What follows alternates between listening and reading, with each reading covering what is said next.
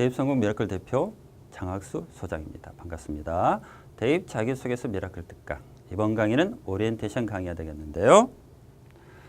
대입 자기소개서 작성 비법 이렇게 돼 있죠. 비법이 무슨 뜻인가요? 비밀스러운 방법, 남들이 모르는 나만의 방법 이런 뜻이죠. 선생님의 강의와 교재, 컨텐츠, 비법 맞습니다. 선생님이 100% 순수하게 혼자서 만들었습니다. 대학에서 교수님들이 연구를 할 때는요. 앞선 학자들의 선행 연구를 살펴봅니다. 그래서 그 선행 연구에 부족한 점, 잘못된 점을 찾아서 보완하면 그 교수님의 연구가 되는 것입니다. 그러나 선생님은요. 참고할 게 아무것도 없었어요. 선행 연구가 없었어요. 처음부터 맨 땅에서 수많은 시행착오를 겪어서 여기까지 왔습니다. 물론 선생님의 강의와 교재가 100% 완벽하다 이렇게 말씀드릴 수는 없겠습니다. 그러나 최소의 시간으로 최고의 자기소개서를 만들 수 있는 획기적인 방법론이다 이렇게 말씀드릴 수는 있겠습니다. 자기소개서를 쓰는 학생들은요. 고민하는 게 크게 두 가지입니다. 첫째, 무엇을 쓸 것인가? 둘째, 어떻게 쓸 것인가? 이건데요. 무엇을 쓸 것인가? 가끔 이런 학생들이 있습니다. 자주 있죠. 선생님, 쓸 게 없어요. 근데 쓸 게 없는 게 아니에요. 안 보이는 거예요. 아는 것만큼 보인다 이런 얘기 있잖아요. 선생님 강의를 듣다 보면은요. 저런 걸 가지고 저런 스토리를 만드네? 라고 느껴질 때가 자주 있을 거예요. 그런 경험이 반복되다 보면 여러분 눈에도 보이게 됩니다. 써야 될 것들이, 쓸 수 있는 것들이 보이게 된다는 것입니다. 또 이런 학생들이 있습니다. 선생님, 저는 뭐 쓸 게 많은 것 같은데 뭘 써야 될지 모르겠어요. 이런 학생들은요. 선생님 강의 1강을 들으면 도움이 됩니다. 1강은 학생부 종합전형의 평가요소와 자기소개서의 관계에 관한 강의가 되겠는데요. 대학들이 학생부 종합전형으로 학생들을 선발할 때 어떤 기준을 가지고 선발하는지 평가 기준 그리고 그러한 평가 기준들이 자기소개서에는 어떻게 나타나는지를 설명하고 있습니다. 그 강의를 듣다 보면 자신의 활동과 실적 중에서 어떤 게 임팩트가 있는 것인지 판단할 수 있게 됩니다. 그 다음 어떻게 쓸 것인가? 자기소개서 쓰기 어렵죠. 근데 또 쓴다고 해결되는 게 아니죠. 잘 써야 되는 것입니다. 뭐 어떻게 써야 잘 쓰게 될까요? 훌륭한 자기소개서는 다양한 방법과 기술을 알아야 된다. 이렇게 말씀드릴 수 있습니다. 이게 무슨 의미냐? 간단한 비유를 들어서 설명해 볼게요. 사람 1과 사람 2가 있어요. 사람 1은요. 옷을 살 때 항상 옷가게 3군데를 들러서 옷을 삽니다. 사람 2는요. 이 3군데에다 7개 더 10군데의 옷가게를 들러서 옷을 사요. 누가 더 옷을 잘 입을까요? 당연히 사람이죠. 사람은요. 피부색이 다르고 체형이 다르고 얼굴 모양이 달라요. 이렇게 다양한 조건 속에서 자신의 외모를 가장 빛나게 해주는 옷차림을 옷가게 3군데를 들러서 찾는다? 엄청 운이 좋지 않는 이상에는 거의 불가능에 가깝다. 이렇게 말씀드릴 수 있겠습니다. 자기소개서도 마찬가지입니다. 여러분의 지원 학과가 다르고 출신 학교가 다르고 학습 경과 학습 수준이 다르고 활동과 실적이 다릅니다. 이런 다양한 조건과 상황 속에서 여러분의 장점을 극대화하고 임팩트 있는 자기소개서를 쓰기 위해서는 다양한 방법과 기술을 알아야 되고 그중에서 자신에게 맞는 걸 골라야 됩니다. 자기소개서 쓰는 게 그렇게 힘든 이유, 써도 좋은 내용이 안 나오는 이유는요. 자기소개서에 다양한 소재와 다양한 스토리 유형이 있다는 것을 몰라서 그런 것입니다. 선생님의 강의와 교재는 그걸 가르쳐 드리는 것입니다.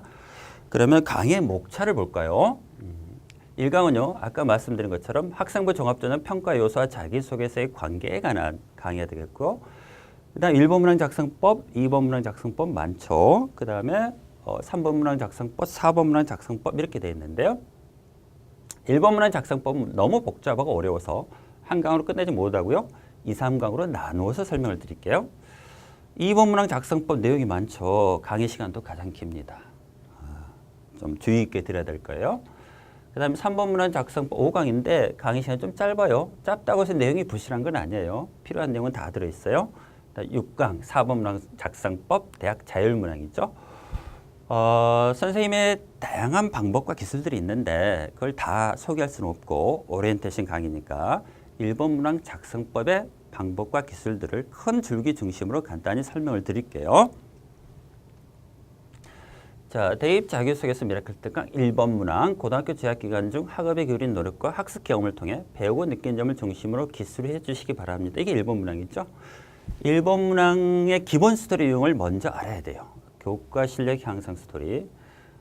성적이 부진했거나 학습에 어려움을 겪었던 학생이 큰 폭의 성적 향상을 이루었을 때, 또는 원래 공부를 잘했던 학생이 꾸준히 높은 성적을 유지했을 때 어떻게 공부해서 그럴 수 있었는지 자신의 공부 방식, 공부 과정을 설명하는 스토리인데요. 자기주도 학습 능력을 강조하는 스토리입니다.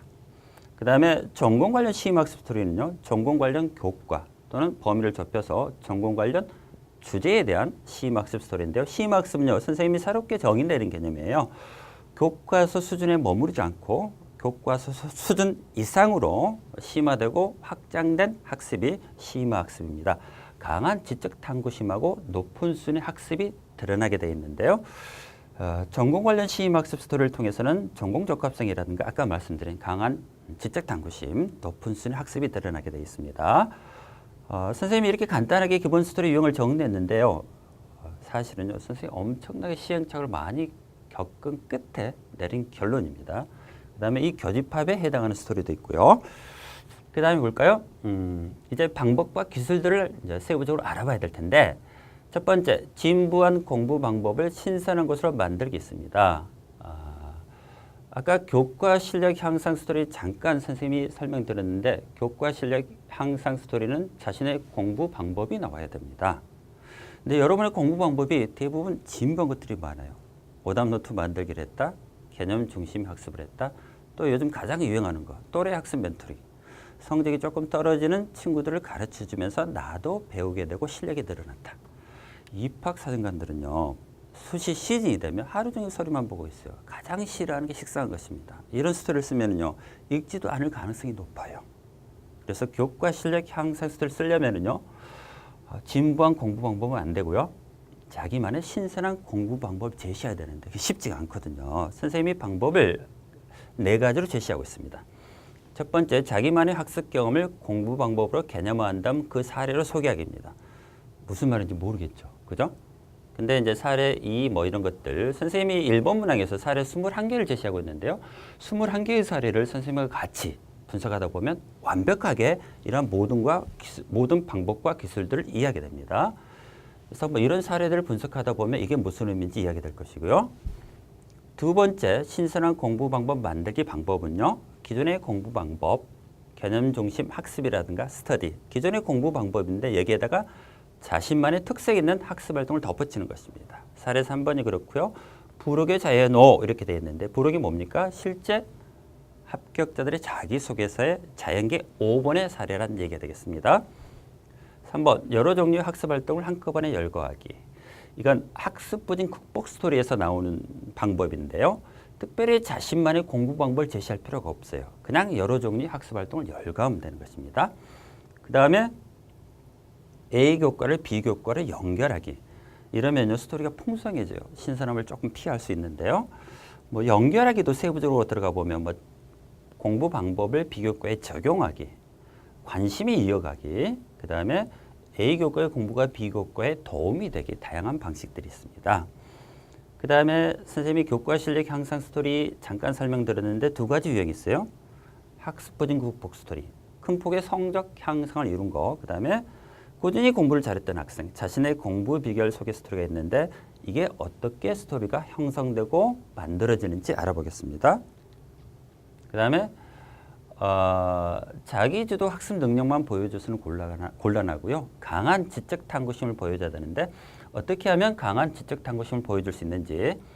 첫 번째 방법은요. 교과 공부를 아예 교과서가 아닌 다른 심화 교재하고 병행하면서 참고하면서 공부하는 방식이 있고요. 사례 6, 8, 18 이렇게 되어 있습니다. 그 다음에 교과 내용에 대해서 지적 호기심을 갖고 더 깊이 알아보기. 고등학교 교과서는 간단하게 소설되는 부분이 많기 때문에 지적 호기심을 가지고 더 깊이 알아보는 스토리가 있고요. 그 다음에 스스로 질문을 던지고 스스로 해답을 찾는 그런 스토리. 그 다음에 꼬리에 꼬리를 무는 학습활동 보여주겠습니다. 그 다음 4번째, 여러분이 최상위권 대학에 진학한다면요, 상위권 대학에 지원한다면 강한 지적 탐구심 말고도 날카로운 통찰력, 창의적 사고력, 높은 수준의 학습을 보여줄 필요가 있는데요. 이것들이 어떤 내용인지 이런 사례를 통해서 알아보겠습니다. 그 다음에 전공 관련 시험학습을 통해서 전공 적합성을 보여줄 수가 있는데요. 전공 관련 교과에 대한 시험학습이 있고요. 범위를 좁혀서 전공 관련 주제에 대한 시험학습이 있습니다. 또는요. 학습 내용 자체는 전공과 상관이 없어요. 교과 실력 향상 스토리인데 여기에서 얻게 된 배우고 느낀 점을 전공이나 진로와 연결할 수도 있습니다. 그 다음에 깨달음에 초점을 맞춘 스토리도 있고요. 단편적인 학습 경험을 하나의 스토리로 만들기. 일본 문학이 어떻게 되어 있습니까? 고교 재학 기간 중 학업에 기울인 노력과 학습 경험을 쓰게 되어 있죠. 그것은 묵시적으로 긴 기간 동안 이루어진 학습 경험을 쓰라고 요구하고 있는 거예요. 근데 긴 기간 동안 이루어진 학습 경험은요, 대부분 비슷비슷해요. 학원 가고 자율학습하고 이런 것들. 여러분만의 차별화된 나만의 학습은요, 대부분 짧은 시간에 이루어진 단편적인 것들인데 그것들을 가지고 어떻게 문항의 취지에 맞게 스토리를 만들 수 있는지 보여드릴 거예요. 그 다음에 일본 문항이 천자 하나가 아니라 500자 2개로 갈 때 어떤 모습인지, 어떤 경우에 그렇게 가는 게 좋은 건지 말씀을 드리겠습니다. 지금까지 일본 문항의 기술과 방법들을 큰 줄기 중심으로 소개를 했습니다. 2번, 3번, 4번 문항은 이렇게 복잡하지는 않아요. 그러나 그 안에도 다양한 방법과 기술들이 있습니다. 예를 들어서 선생님 저 전공과 관련된 활동을 한 게 없는데요. 걱정이에요. 이런 학생들이 있는데요. 걱정할 필요 없어요. 2번 문항 작성법을 보면은요. 전공과 관련된 활동이 부족할 때 또는 없을 때 어떻게 전공 관련된 활동을 만들어낼 수 있는지 4가지 방법을 제시하고 있습니다. 이런 것들을 잘 알아둬야 2번, 3번, 4번 문항도 잘 쓸 수가 있습니다. 학생부 종합전형을 준비하는 학생들은요. 지난 겨울부터 자기소개서를 써온 학생들이 많습니다. 6개월 동안 실험을 하면서 나름대로 자기소개서에 관해서 방법과 지식을 터득하고 있거든요. 근데 선생님이 장담할 수 있는 거.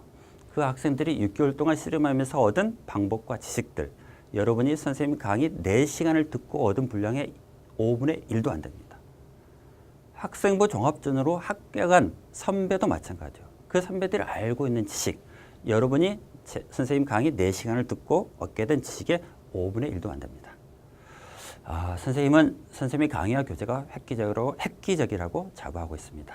부디 선생님의 강의와 교재를 보고 멋진 자기소개서를 만들어서 여러분이 목표로 하는 대학에 꼭 합격하시기 바랍니다.